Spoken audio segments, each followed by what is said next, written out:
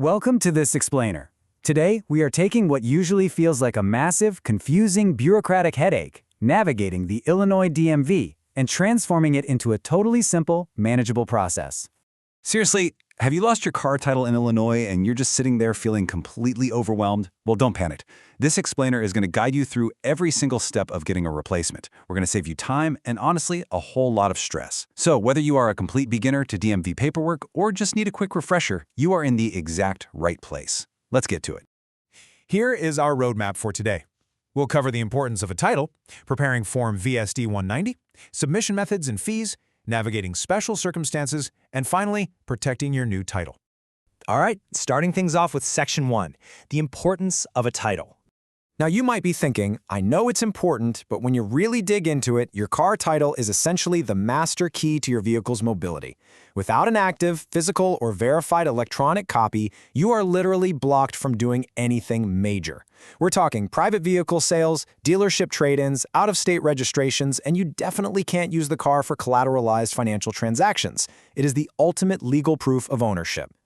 But hey, before you dive headfirst into the paperwork, stop and double-check. Is it truly lost? We have all been there, right? Tearing the house apart in a blind panic. Go check your home safes, dig through the glove compartment, rifle through those dusty old folders. You want to be absolutely 100% certain it's gone. Why? Because the second you trigger the replacement process, you permanently alter the state's active records. And here's a crazy little fact for you. There's a strict regulatory reason you can't just hit refresh and spam the system if you misplace it.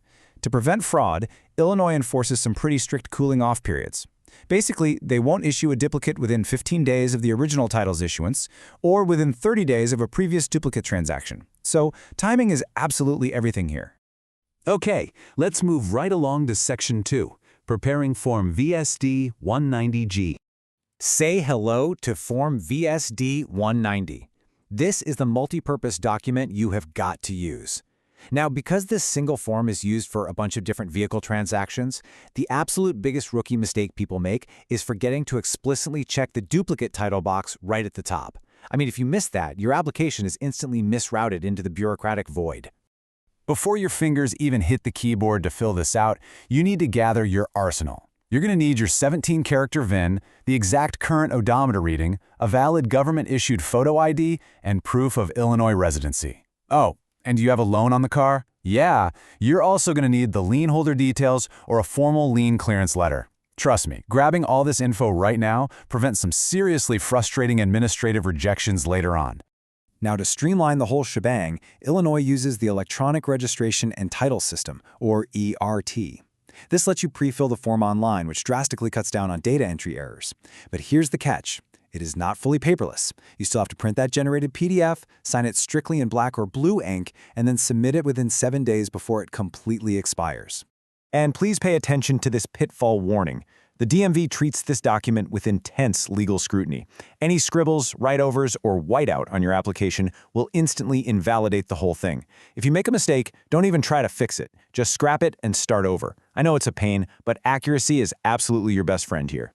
Which brings us to Section 3, submission methods and fees. All right, so you've got two main options when it comes to getting this done. The standard route is going to cost you a $50 base fee, and you're looking at a wait time of about 4 to 12 weeks. But if you have a buyer lined up and you literally need this thing yesterday, you can drop an extra $30 to expedite it. That'll get the replacement title back in your hands in just 1 to 2 business days. Pretty huge difference, right? If you aren't rushing down to a local Secretary of State office to do this in person, you can just mail your application in. You'll want to send your documents along with your check or money order, and guys, never ever send cash, straight to this official state address at the Vehicle Services Department down in Springfield. A quick heads up though, expedited processing is not a magic wand. If your situation falls into any of these complex categories, like if you need a lien release, you're doing an out-of-state private party sale, the vehicle was stolen, or you're navigating estate work or bankruptcies, well, the state is going to force your application right back into standard processing. They just need more time for deeper verification on those. Speaking of complex situations, let's jump to Section 4, navigating special circumstances. Two of the most common edge cases involve deceased owners and out-of-state buyers.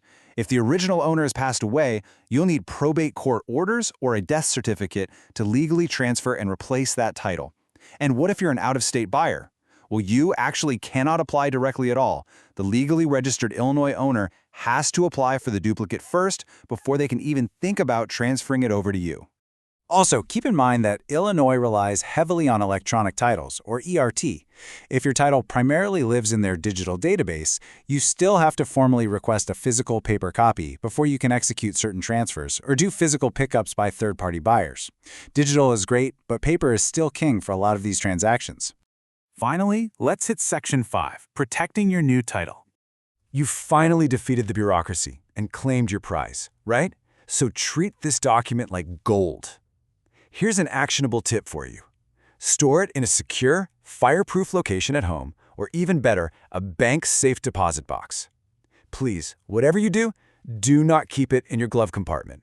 Keeping it in your car is basically handing a thief the legal proof of ownership on a silver platter. If you ever hit a wall during this process, there are resources to help. Check out the CyberDrive Illinois website or review the detailed VSD 190 instructions. You can also call the Secretary of State hotline. Oh, and here is a great insider tip. Select menu option 8 to bypass the automated system and get a real, live human on the phone if you don't have your registration PIN handy.